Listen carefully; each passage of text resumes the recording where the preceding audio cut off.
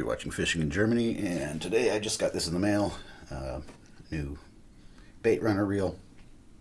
I'm going to do a quick kind of first impression review on this, and I'm also going to show you how I tie braid to the spool.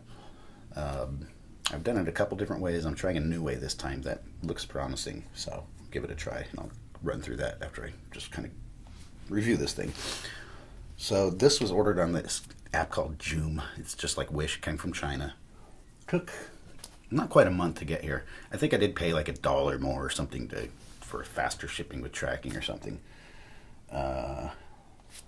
Packaged pretty well, you know. And this is Sougayilang, whatever. That's the brand that makes these. Also called Burning Shark. And I got the bigger one, the 7000 model. Packaged fine. I mean, it was in some plastic bag and bubble wrap. Comes with an extra spool. A plastic spool, and that is gear capacity for 0.40, goes up to 100 meters, I'm guessing, or yards.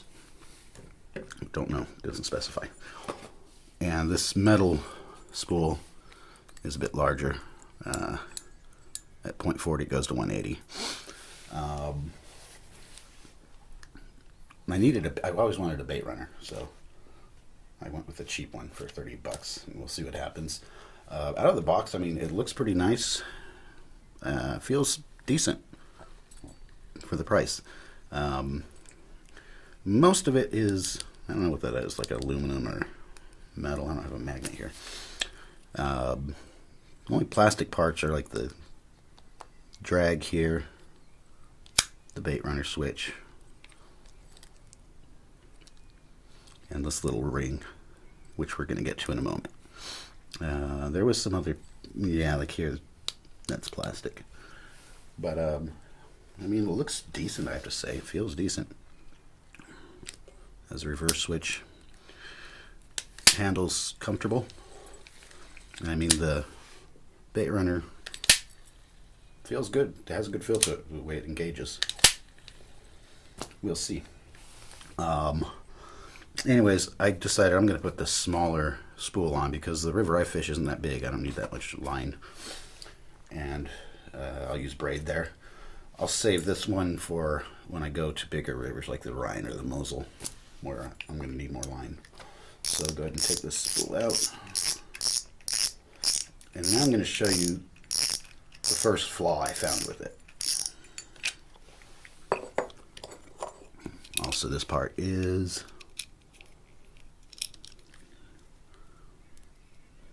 plastic on the outside. Yeah, it's plastic. There's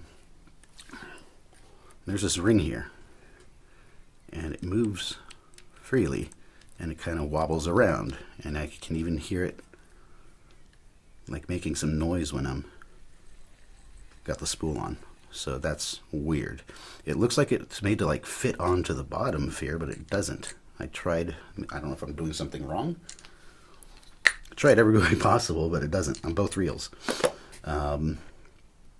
So this thing looks like it's pretty much pointless. If it really drives me crazy, yeah, I don't know. That's gonna have to see, but that's kind of strange already. All right, so now that I got the braid on, see how the drag feels. On the main drag, feels okay. Pretty smooth, actually, surprisingly. For now, see how long that lasts.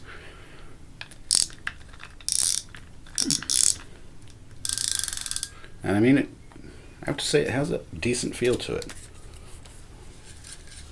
You will hear that annoying rubbing of this stupid plastic ring, though. That's really starting to piss me off. Now let's check the bait runner drag. Yeah. It's totally open.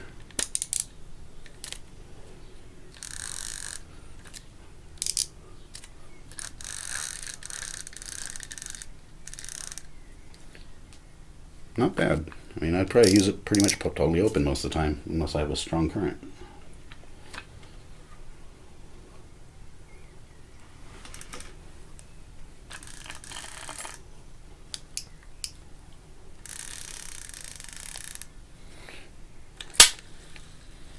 So, now the next step is try to go catch fish. Alright, so now we'll look at how I'm going to put the braid on to tie the braid to the spool. Some spools might have a little hole there to tie a knot into. I have none that do that, that have that. So what you want to do is take some electrical tape, wrap it around a couple times, and that's going to prevent the line from slipping. A lot of people use the arbor knot, which I've done on my other reels, but this time I tied a grainer knot, or if you're in the UK, I guess you call it grainer knot or a uni knot, with a fairly large loop. I'm not going to show how to tie that because I'm not going to use a special line to make it easier to see, and there's tons of videos showing you how to tie a uni knot or a grainer knot. I did 6 wraps. Alright, so at this point, don't do the easiest mistake in the world when you're putting line on a reel. And that is just start putting it on the spool, and then you realize you can't get it through the eye of the pole, and it makes it really hard to sit there and hold the reel by hand without it on a rod. Put it on the bottom section of your rod. I have a broken rod that works really good. I just use the handle. It's got one eye, so that works. So I'm going to go ahead and seat this on the rod. I have to say, for a big reel, it's pretty light. I don't know if that's a good thing or not. I mean, there's the details on it on the description where I ordered it. It says 13 plus 1 ball bearings. It says what the parts are made out of, but I don't trust that stuff. I'd have to open it up and look inside to really trust what's on there or not. Alright, so I'm going to go ahead and use this plastic spool, the smaller capacity.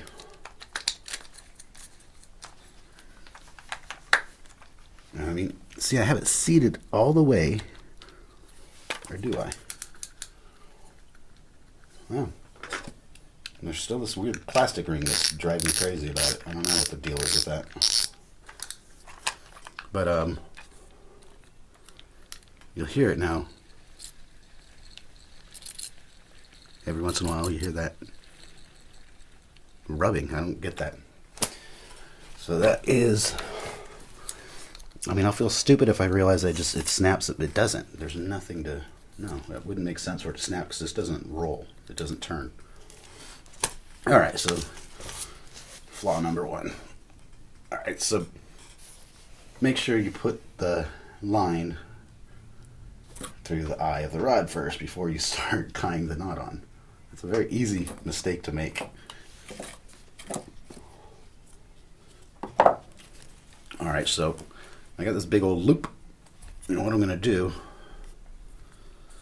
wrap it around and just keep doubling it up and wrapping it again as many times as I can. So I'd probably get like 3 times here.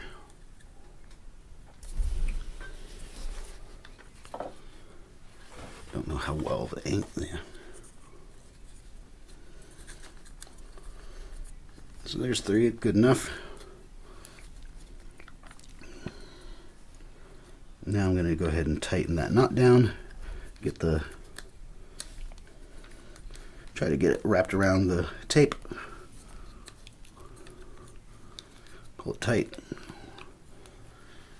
And now I can clip my tag in.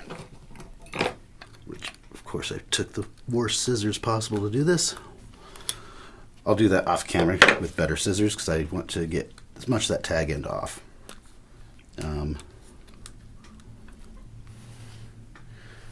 Another dumb mistake I just did, but that's not so bad. So I forgot to put it under the bail. So if that happens, it's okay. You just gotta unscrew this and put it back.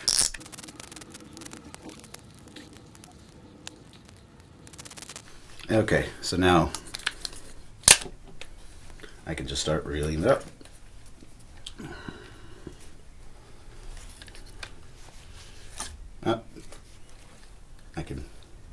I want to trim that tag end. But that's all there is to it. I mean, it's all good to go.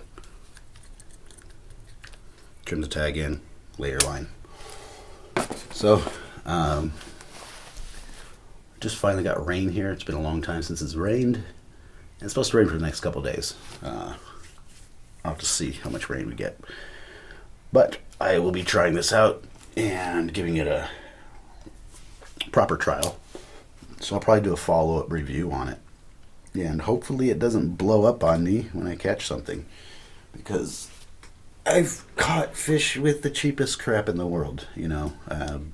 The fish don't care how much your rod costs. Sure, nicer gear is going to make things nicer, but not always a problem. Some things I won't buy that are really cheap, or I stop buying, I should say, that are cheap, are things like reels. So this one I'm kind of skeptical about. I have here a really cheap piece of crap. It seemed decent when I got it. The drag was smooth. Everything was okay. Got a big carp on it and the thing just blew up on me. It totally froze. I lost the fish because of that, so that was fun. And now you see it's like one of the gears is messed up, so this doesn't move up and down like it should. So that's, I don't even know why I keep it. I guess they're spare parts, maybe, or memory of that carp I lost, or whatever it was. It was at night, but it was big. But yeah, lost it because of that junk. I'm using also this Chinese cheap Spectra Extreme braid. It's rated for 30 pounds. It was also very cheap. I have it on another reel, and I don't know, I've heard some people say the diameter is usually thicker on the cheaper braid. I don't know, but I have not really had any problems with this at all, I have to say. So saved quite a bit of money, and it's strong. I can't complain about it. On this other spool, I think I'll actually put mono, because where I fish, there's not many rocks and snags, but on the Rhine, on the bigger rivers, it tends to be more rocks, so you don't want to really use braid if it's an abrasive area. And if I'm going to those big rivers, I'm going to be hoping to get something like a Vels catfish or a big pike or big zander, you know, or ratfin or whatever. The fish get a lot bigger in those bigger waters. And yeah, so that's it on this one. Thanks for watching. Go find some proper scissors, and I'm going to get this reeled up and put on the new rod I got for it. And hopefully catch something with it very soon. Till next time.